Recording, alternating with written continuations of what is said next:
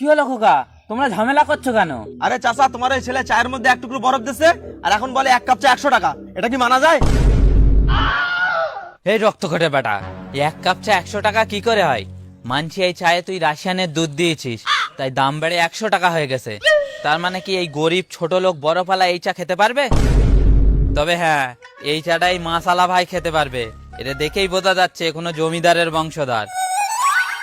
আর যে জমিদারের বংশধর হয় তার কাছে এক কাপ চা 100 টাকা কি 500 টাকাও কোনো ব্যাপার না। তবে খোকা, তোর এক কাপ চা 100 টাকা দিতে হবে না, তুই 10 টাকাই দে। কেন চাচা 10 টাকা দেবো কেন? আমি হলাম জমিদারের বংশধর। এই চা আমি 10 টাকা কি 110 টাকা দিয়ে খাবো। আমি কিন্তু চাচা 10 টাকাই দেবো। কেন 10 টাকা দিবি কেন? তুই হলি জমিদারের বংশধরের বন্ধু।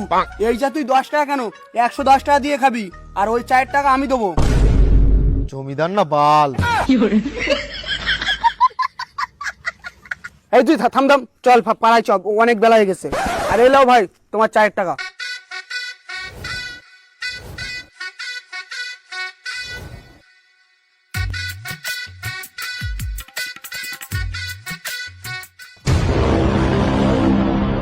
এই রক্ত করে বেটা, তোর একবার বলিস না মাস্টারি করবি নে। ভাগ্যে ভালো যে আজ ওই মাসালাটা পামে ফুলেছে, না তো আজকে আমাদের হাঁড়ির ব্যবসা গাড়ি যেত। রক্ত ঘটে বেটা, কাজ কর।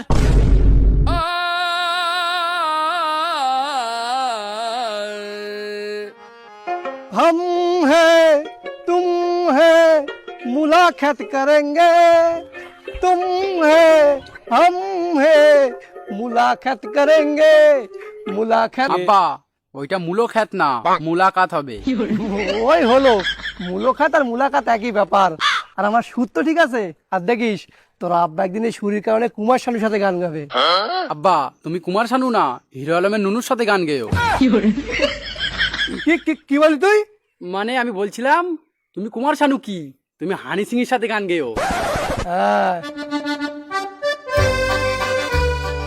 আইসক্রিম, কচিলা বরফ, মালাই বরফ। ও আব্বা, দাঁড়াও, আমি বরফ খাবো। এই কারণে তোর আমি বাজারে যেতে চাই না। বরফ খাওয়া যাবে না, চুপচাপ বাজার চল। না, আমার বরফ না দিলে আমি বাজারে যাবো না, আমি বরফ খাবো। একটা বরফ দাও। তো রাস্তাঘাটে মানুষ মারার গান মারছে। এই থাম, বরফ দিচ্ছি। ও বরফওয়ালা দাঁড়াও।